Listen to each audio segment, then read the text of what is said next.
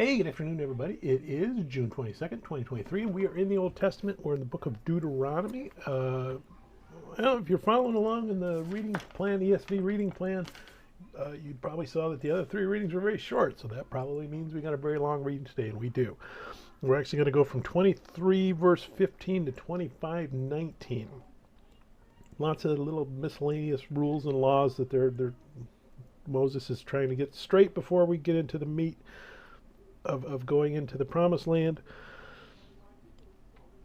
I'm not going to summarize these too much other than to say 21st century Christian, so our guiding star is what Jesus said, love your God with all your heart, with all your soul, with all your mind, love your neighbor as you love yourself. So as we look at these miscellaneous rules and laws, filter it through that, and rather than see these as commandments, see these as examples of what that would look like, how you would make a decision in your life. I can go this way or I can go that way. See, if I go this way, that raises God up and that loves my neighbor. If I go that way, it's selfish. Well, I need to go that way. That's basically what we want to get out of this, is to help us understand how we're supposed to do that. So let's go ahead and we're going to read chapter 23, verse 15 to 25, verse 19. You shall not give back to his master the slave who has escaped from his master to you. He may dwell with you in your midst in the place which he chooses within one of your gates where it seems best to him. You shall not oppress him. There shall be no ritual harlot of the daughters of Israel or a perverted one of the sons of Israel. You shall not bring the wages of a harlot or the price of a dog to the house of the Lord your God for any vowed offering, for both of these are an abomination to the Lord your God. You shall not charge interest to your brother, interest on money or food or anything that is lent out at interest. To a foreigner you may charge interest, but to your brother you shall not charge interest, that the Lord your God may bless you in all to which you set your hand in the land which you are entering to possess. When you make a vow to the Lord your God, you shall not delay to pay it, for the Lord your God will surely require it of you, and it shall be sin to you. But if you abstain from vowing, it shall not be a sin to you. That which is gone from your lips you shall keep and perform, for you voluntarily vow to the Lord your God what you have promised with your mouth. When you come into your neighbor's vineyard, you may eat your fill of grapes at your pleasure, but you shall not put any in your container. When you come into your neighbor's standing grain, you may pluck the heads with your hand, but you shall not use a sickle on your neighbor's standing grain. When a man takes a wife and marries her, and it happens that she finds no favor in his eyes because he has found some uncleanness in her, and he writes her a certificate of divorce, puts it in her hand, and sends her out of his house, when she has departed from his house and goes and becomes another man's wife, if the latter husband detests her and writes her a certificate of divorce, puts it in her hand, and sends her out of his house, or if the latter husband dies who took her as a wife, then her former husband who divorced her must not take her back to be his wife after she has been defiled. For that is an abomination before the Lord, and you shall not bring sin on the land which the Lord your God is giving you as an inheritance. When a man has taken a new wife, he shall not go out to war or be charged with any business. He shall be free at home 1 year and bring happiness to his wife whom he has taken. No man shall take the lower or the upper millstone in pledge, for he takes one's living in pledge. If a man is found kidnapping any of his brethren of the children of Israel and mistreats them or sells them, then that kidnapper shall die, and you shall put away the evil from among you. Take heed in an outbreak of leprosy that you carefully observe and do according to all that the priests, the Levites, shall teach you, and just as I commanded them. So you shall be careful to do. Remember what the Lord your God did to Miriam on the way when you came out of Egypt. When you lend your brother anything, you shall not go into his house to get his pledge. You shall stand outside, and the man to whom you lend shall bring the pledge out to you. And if the man is poor, you shall not keep his pledge overnight. You shall in any case return the pledge to him again when the sun goes down, that he may sleep in his own garment and bless you. And it shall be righteousness to you before the Lord your God.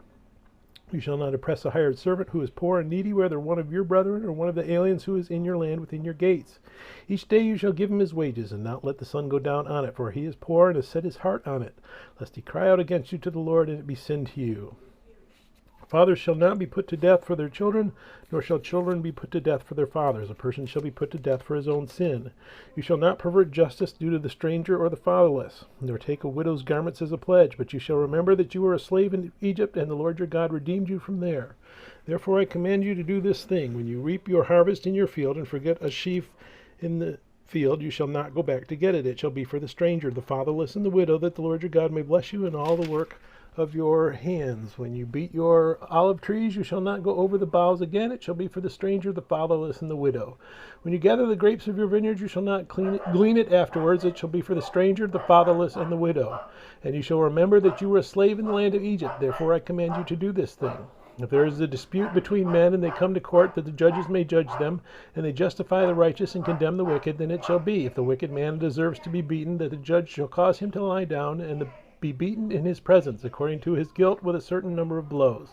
40 blows he may give him, and no more, lest he should exceed this and beat him with many blows above these, and your brother be humiliated in your sight. You shall not muzzle an ox while it treads out the grain. If brothers dwell together, and one of them dies and has no son, the widow of the dead man shall not be married to a stranger outside the family. Her husband's brother shall go in to her, take her as his wife, and perform the duty of a husband's brother to her. And it shall be that the firstborn son which she bears will succeed to the name of his dead brother, that his name may not be blotted out of Israel. But if the man does not want to take his brother's wife, then let his brother's wife go up to the gate to the elders and say, My husband's brother refuses to raise up a name to his brother in Israel. He will not perform the duty of my husband's brother.